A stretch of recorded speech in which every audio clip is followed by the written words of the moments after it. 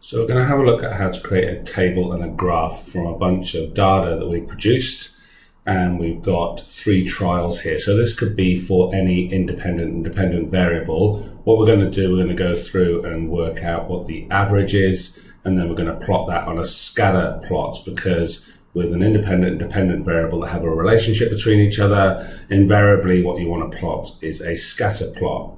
So I've got a bunch of data in here. I've got my independent variable in the first column, and that's really where you want to put your independent variable, in the very first column.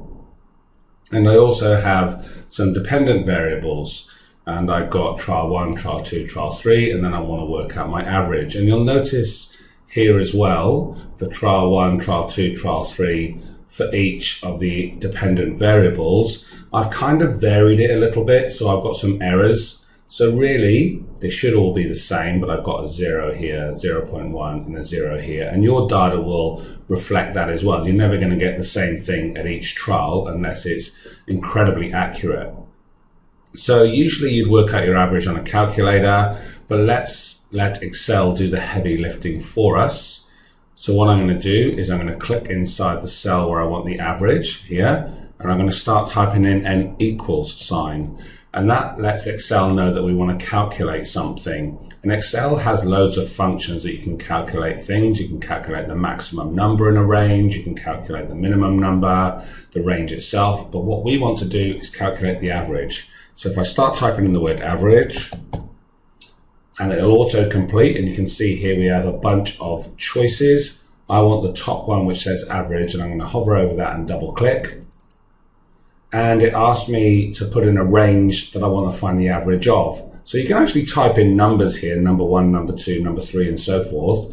But what I want is I want the average of trial 1, trial 2, trial 3 for this row here. So if I click and drag, then I've highlighted cells B3 to D3. So that's B3 here, all the way to D3 here. And I'm just going to press enter or return, and you can see there it's worked out the average for us, which is really useful. So I could do that row after row after row, typing in the word average, but Excel has a shortcut. If I hover over you see where that black dot is, or sorry, the green dot here in the cell, if I hover over that, it goes from a white cross to a black cross. If I hover over that and click and drag down, so I extend the column down and let go, it automatically works out the average of all of those trials for me, which is very useful. I want to make sure all these are the same decimal place. You can see here that this one here has a decimal place of about 5 or 6. This one here has no decimal places. So let's make them all the same. Click inside the first one and hold down the left mouse button, drag all the way across. And these 2 buttons up here can either increase the decimal point or decrease the decimal point. So either way, start off with one of them, and you can see if I increase here, I've got all about 6 or 7 decimal points or decimal places. Let's reduce that to 2. Keep on clicking down until I get to 2 decimal places. That's good. So now I want to create a chart, and the chart that I want to create is, I want the independent variable and I want the average here. Now there's 2 ways you can do this. You can either highlight all them by clicking and dragging down, Control C to copy, and Control V to paste, and then highlight the second column, Control C to copy, and Control V to paste. And it will have a bit of a funny because it's trying to reference these numbers here. If I click inside there and just go down to here and just say paste values, then they will all come up. It's reset the decimal places, but let's not worry about that for now. And then I can click and drag down over those, go to the Insert tab at the top here, and go over to where it says Charts, and you see it says Insert Scatter XY or Bubble Chart. Click on that one, and I want to choose the first one here, and click on that.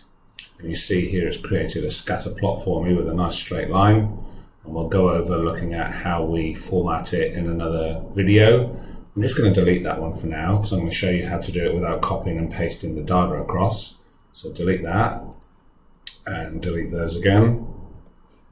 So let's see how we can do it just in the first table. Click and drag those down. and I'm going to hold down the control button, that's at the bottom left of your keyboard, and I'm going to click and drag the last column, the average again, and you can see it's highlighted the first column and the last column now. I've let go of the mouse button, and again I can do the same thing.